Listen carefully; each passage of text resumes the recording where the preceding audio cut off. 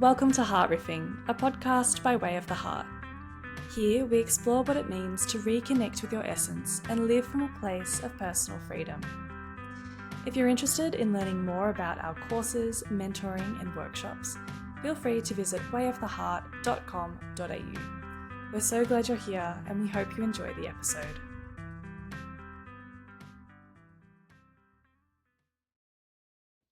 Hey guys, welcome back to Heart Riffing. In our last episode, we talked a little bit about hustle culture, growth mindset, all that sort of stuff, and we were referring to the idea that it's all great stuff until there's this subtle shift where I start to develop a desire to become something, and so sometimes, very often. The becoming becomes the end. The goal, the intention, the success schedule is out here, and I start to measure myself by how well I've attained that. And we sort of said that that's a moving feast because as soon as I become that, the mind and the ego create another dynamic about what I want to become or the next level that I need to go to, and so we're looking at life moving away from us. And instead of just having great, life-enhancing practice and engagement, we start to have a life that is constantly measured. I'm constantly measuring my value by whether I'm attaining this and whether I'm stepping up to the next level and bigger, better, best, and all the sort of games that the ego plays. And so we just identified that in Way of the Heart, we have this idea of there is no becoming. Essence exists. You came complete, you came full, you came beautifully made, and that life is not about becoming something, but it's about unfolding what is. So it's about present possession over when I attain this, I will be. No, you are, and so therefore you do. So it's just that subtle shift. Now, one of the criticisms against our position, or one of the things that maybe some people would want to push back on, and they say, well, this life where I'm out there and I'm getting stuff done is good, right? Because stuff's getting achieved. I'm kicking goals. I'm making progress. I'm developing. I'm becoming a better version of myself. Like, how can you criticize all of that? And I think we've sort of said that it's not necessarily a criticism of you being a beautiful and a wonderful person. And the pushback from some people might be, well, this whole essence piece, this whole piece of sitting in who you are, the Ram Das, seek to be nobody because nobody's really somebody. Well, what does that achieve? Like, what's the point of all this heart living stuff? Like, what do you get out of that? And so in this episode, we thought we might really try and deal with specifically one aspect of sitting in the heart. What happens when you sit in your heart and you're grounded in your essence? There's one thing that really begins to kick in. And in this episode, we call that the great heart. It's a connection to the great heart. So we thought we would call this episode the great heart, and we would explore the great heart. Yeah. So that's the context. Yes. And partner in crime, Jess here. It's my turn now. Yeah. I think also it's probably worth talking about where the great heart comes from. Like, we talk about our courses a lot, but Way of the Heart started as a book, Way of the Heart. Yeah. And I think it's poem number 9 is called The Great Heart. Yeah. So I guess I feel like let's start with the poem, not by reading it out, but what led to this poem coming about? What were you thinking when you wrote it? And I guess what's at the core of it? Yeah. So what's at the core? What's at the core of the idea of the great heart is nothing theistic, right? It's not this idea of it's not a religious concept of God. You connect to yourself and you connect to your divine. That may well be true, right? And you can, as I always say, you can have your own position on that. For me, what the great heart really was it was a movement. It was a movement beyond individualism. It was a movement of, coming back into your own essence, coming back into your own heart energy, realizing that your heart is, ally, advocate, agent of this essence that you have, this vital impetus, this life force. Coming back into that is not really just about you as an individual. It's not a solitary program, and that could be, some people would say, come on, all this way of the heart stuff, it's very egotistical. And I think we even did an episode which was like, it's not about you, and it's not, because the thing that happened to me is that one of the most seminal moments that I connected to my heart was an act of forgiveness, and an act of me forgiving someone and actually when I forgave them, it wasn't even a transaction I did with them because they weren't there. But I had this kind of episode one afternoon where I just knew, and in my mind there was 3 words: I need to put love, grace, and forgiveness between me and these other people. And so I went through this little kind of personal ritual of actually doing that. And as I drove to the beach, which is so often where things happen for me, as I drove to the water, I was standing beside this Norfolk pine. And I think I've spoken about this as well. I was standing behind this massive Norfolk pine, looking out over everyone. And I just genuinely felt this profound sense of love and connection to everyone. Felt like I wanted to give everyone a hug, which is probably a little bit scary down the beach if a big bearded, balded bellow starts coming and want to give you a hug. You'll go, dude, I don't, hello, please. Triple O, 911 if you're an American. It's like, no. But I did. I felt this incredible sense of connection. And if we wanted to use sort of New Age language about that, I think that language is that when I came back into my own ground of being, I didn't just connect to me and my heart. I connected to a bigger field. And in the bigger field, there's everyone else's heart. There's everything. Everything is in the field. And so that became a peak spiritual experience for me of connecting to the first time I genuinely remember connecting to the field. And if you hang out with psychotherapists or people who, play in this space routinely and create or environments where people experience this, the field is a very real thing. And in the field is every other person. So that was my experience. And that's one of the great benefits. It's probably the major great benefit of you come back to yourself, but when you come back to yourself, you'll find that your heart, your essence is actually profoundly connected to you, to the guys doing the plumbing, to the cat on the floor, to the bird squawking in the tree. And it all starts to make sense because you go, oh, this is my ground of being, but my ground of being actually isn't separate from anyone else's ground of being. Don't come back to individuation. I don't come back to individuality. I come back to connectivity and connectivity beyond words. I didn't have any words. I just wanted to hug things. I ended up hugging a tree. Did you? Yeah, it was fantastic. Felt like it hugged me back, but it was like, it was energetic connectivity. Yeah. And with that came a sense of, a sense of just loving things, not a gushy love. It just came a sense of connected intimacy. No one spoke to me. No one said, hey, you're a great guy, I love you. There was no external validation.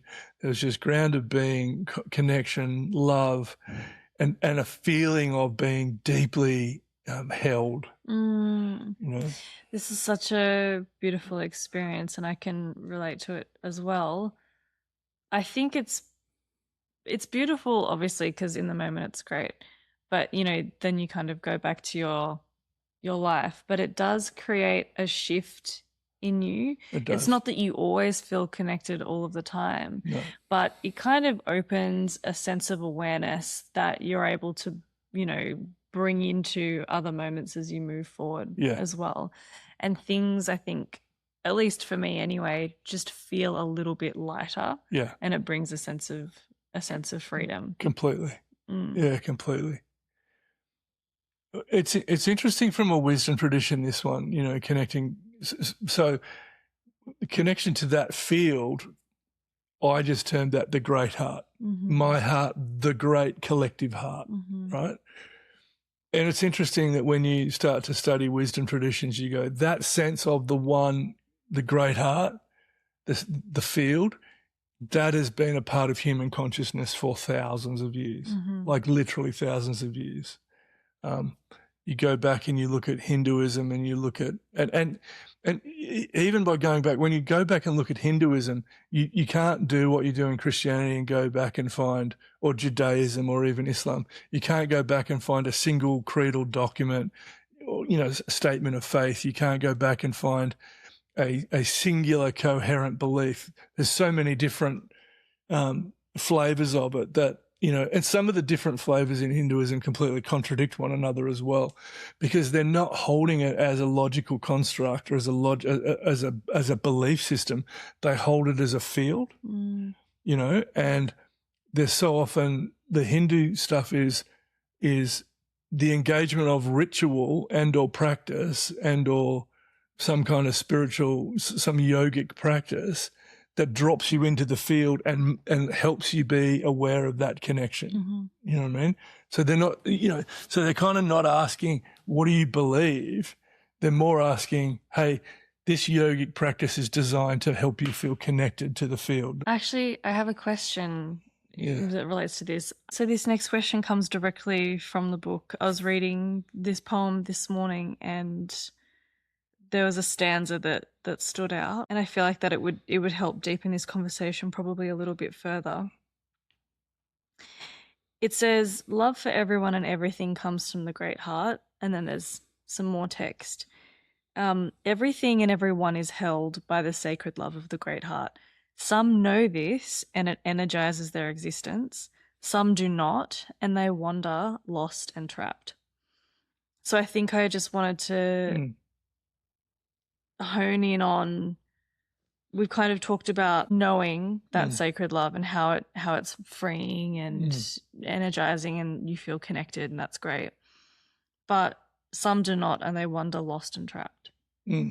Where does that come from, or how do we say that? What does it look like? Because I think that when I first read this, my understanding of it is, if you're somebody who is not living from a place of groundedness, when you're not tapped into that beautiful inclusivity that comes from being connected, you can look at somebody else that is connected, or you can look at somebody else that does experience that and you go, oh, well, that's just woo-woo. Well, that's just a bit bullshit. And it can kind of be almost a slap in the face. Yeah. Look, I mean, the number of people that say that I'm very woo-woo, it's like, line up, Me too. My friends say I'm the most woo-woo out of them. Yeah. But the woo-woo or not, the reality is that when you come back into yourself, you're not coming back into a singularity. You're not coming back into isolation. You bring yourself back into a space where everything exists, because you're coming back into what is. The thing that our complaint about the hustle culture is that it's trying to attain what isn't. This is about dropping into what is. And when you drop into what is, it's like when the tree stops trying to be the bigger, better, best and optimize itself, and it comes back into its ecosystem, it goes, oh, there's another tree beside me. There's another tree beside me. Oh, there's a smaller plant beside me. Oh, there's some compost. There's some leaves. There's some worms. There's some microorganisms. There's a bird in me. It's like the tree becomes aware that it's in a forest. You know, it's in a wetland. It's in an ecosystem, and everything is included in the ecosystem, right? And so you don't just come back into singular awareness. You come back to awareness of yourself within the broader field, and you go, oh, the whole game is about the broader field. Wow. So I am part of a really, really big thing. You know, we've called this the macro story. We've called this, in our advanced course, we call this the essence of bliss, the breathing in and out of the universe, tide in, tide out, sun up, sun down, summer, autumn, winter, spring, natural rhythms, right? I mean, this is what I loved about the Taoists, is their retreat was into that. Yeah. Their retreat wasn't into a belief system. Their retreat was out of crazy toxic hustle culture, you know, back in sort of, you know, 600 BC or 300 BC, whatever it was, and into organic culture where this rhythm is already taking place. This field already exists. And so, you know, the picture of the sage wandering off into wilderness looks like the picture of the person going off to be a hermit on the mountain by themselves. But the hermit on the mountain by themselves is the most communal, connected person. Yeah. That's the whole idea behind that. And when you don't realize that, you constantly are hustling to go, I need to become something so that people can recognize me, so I can be significant, so I can have identity, so I can have value, so people can test my value and externally validate it. Okay, great. That is an exhausting life. This life is like I come back into my own heart, and then I find out that heart is not isolated. It's deeply, deeply connected. And then what that allows at this kind of level is this sense that I'm not lost at all. I'm not on my own at all. Right? I don't need to become anything. I'm already part of a really, really big thing. And with that big thing is natural rhythm, natural flow. In that rhythm is space for me to be me. This is one of the biggest complaints that people say, is they say, oh, all this way of the heart stuff's fine for you, but we got things to do. We've got to get this stuff happening. It's already happening. If you allow it, it's already happening. Yeah. Like the presupposition that we got to get this stuff happening, you kind of look at people and you go, universe is 13.8 billion years old. It actually has never needed you to show up and make it happen. Yes. You're actually a product of the great field, of the great heart that drives the great field. Put whatever spin on it you want. You're actually a product of that thing. You didn't make that happen. You're not making your life happen. Yeah, and I think that, like, to that point too, way of the heart isn't something that you tack on to what you're already doing. Hell no. It literally is just a way of verbalizing a way that we already It's live, a way. right? That's it. It's a way. It's deliberately called a way because this thing has a way, you know, and you say, well, what is this thing? Well, it means, the way for you, the way of the heart for you, it provides all the things that we talk about in our, 12 heart secrets. It's like at least 12 distinct characteristics, which we've mentioned before, bliss, peace, compassion, all this sort of stuff. But it also provides profound connection to a field of people where the connections actually look like love. They look like intimacy. They look like caring. They look like valuing.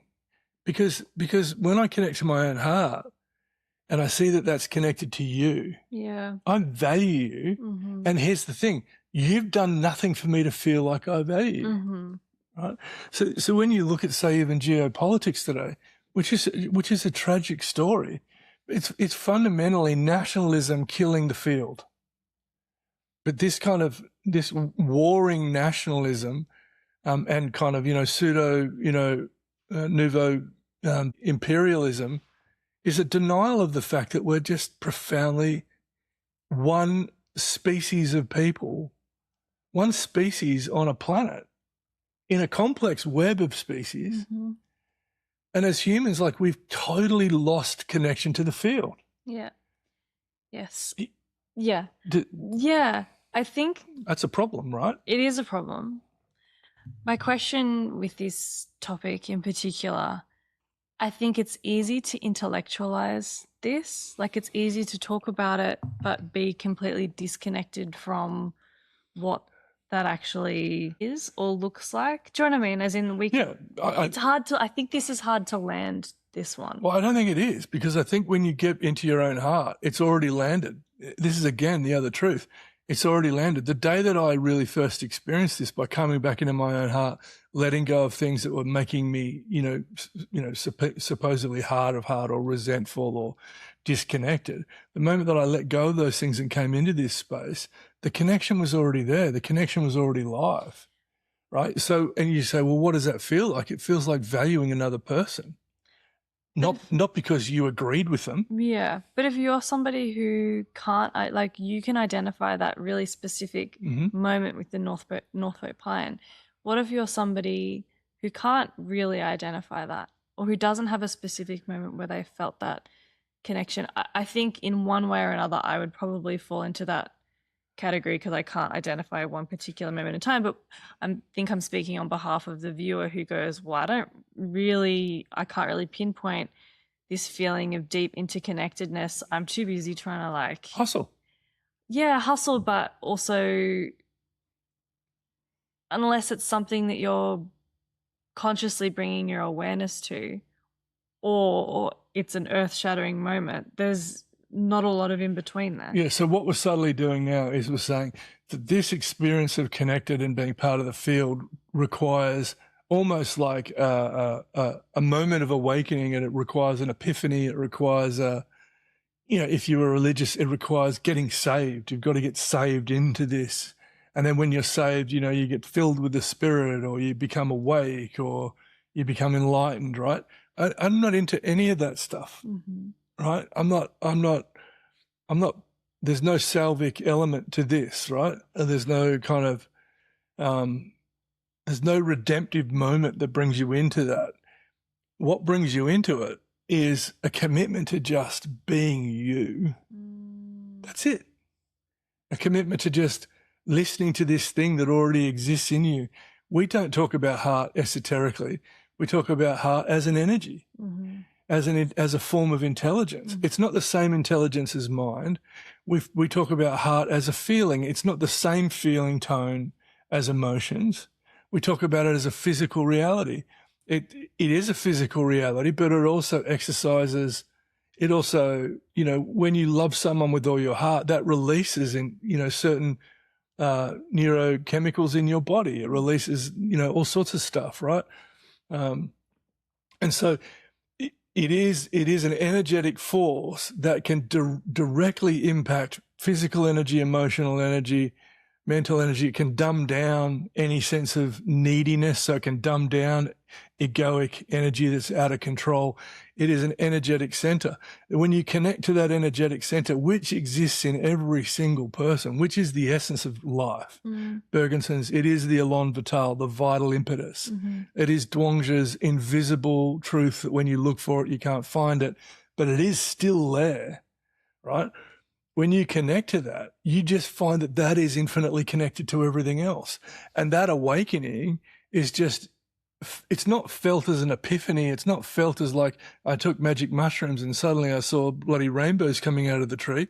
If you did, fantastic for you. Do you know what I mean? Let's get that down to Canberra and into some of our politicians, right? We've got morning tea for the pollies. Have a break. What are these? Oh, this little mushroom quiche. Australia becomes the most loving nation on the planet. Wouldn't that be great? Mushrooms for bloody Canberra. Vote 1, the mushroom party.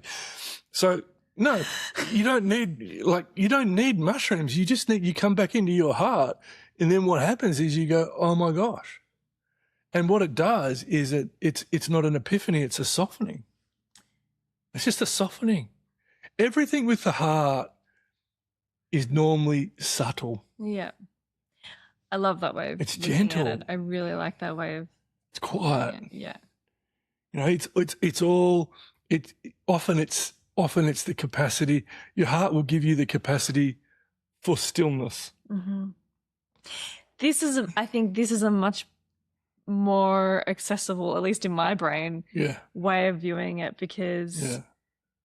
I don't think that people could often think of one specific moment when they were enlightened, but I think that almost everybody could think of a specific moment where they felt that they were softening or softened Yeah. towards something. Yeah. Maybe it's like when in a moment of like caring for something or someone, Yeah. or when somebody cared for you, it leads to that sort of, Yeah. it's Completely. almost like an exhale. It's almost like a letting the guard down. I think Yeah. lots of people would. Do you know where you see this in? You know, you can see this in almost any family at almost any time. When there is another in a family that becomes completely embraced.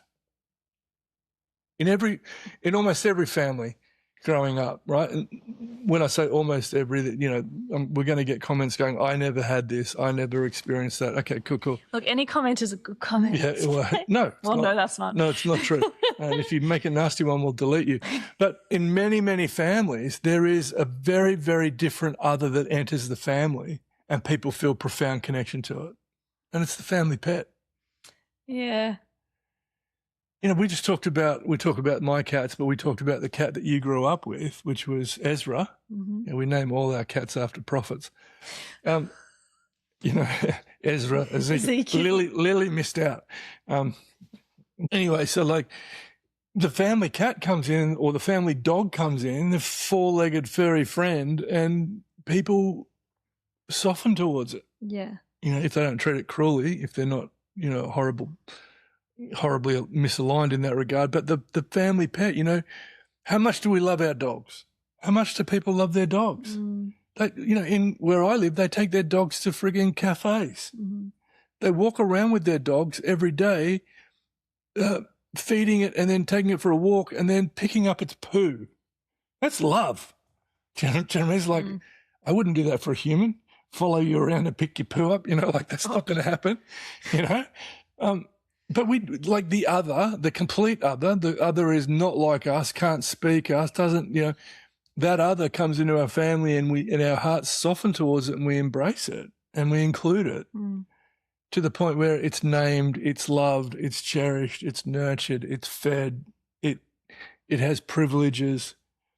That's a form of what we're talking about here.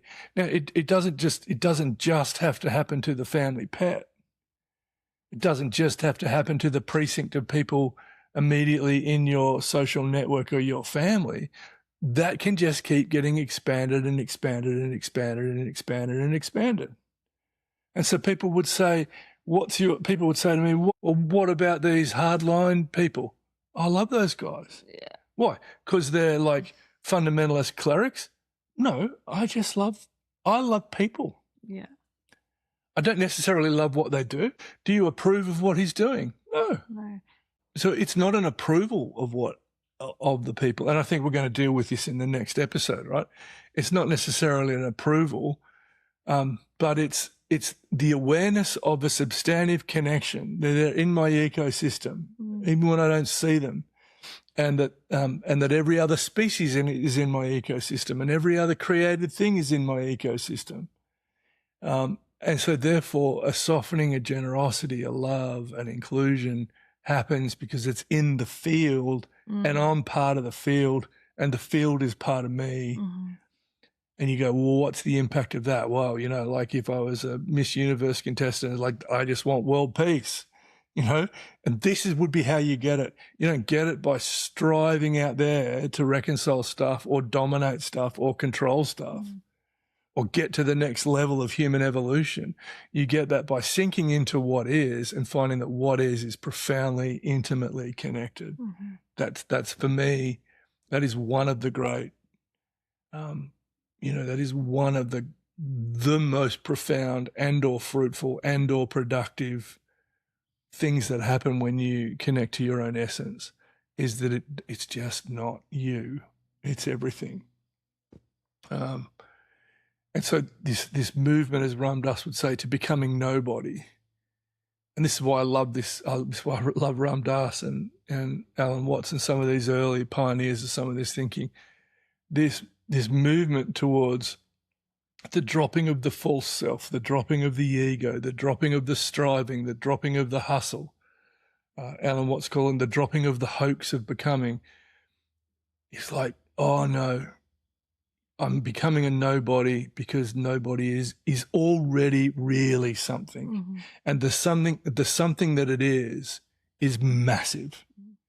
And that brings so much meaning to life. It's hard to equate that. But yeah, I think you're right. That becomes a subtle flow in your life, a gentle flow. Yeah. Cool. Okay. Thank you very much. All right. Hope you enjoyed that one, guys. It's one of the great benefits of connecting to the great heart, to your heart. Come back into yourself, come back to the ground of your own being, as we always say, and then realize, oh my gosh, this is big. And it really is big. So I hope you enjoyed that. We'll see you next time. Thank you for listening to Heart Riffing. If today's conversation resonated, you can find more of our work, including courses, mentoring, and workshops, at www.wayoftheheart.com.au or on our Instagram, Way of the Heart Official. We'd love to hear your thoughts, reflections, or questions, so please always feel free to message or comment. We look forward to seeing you next time.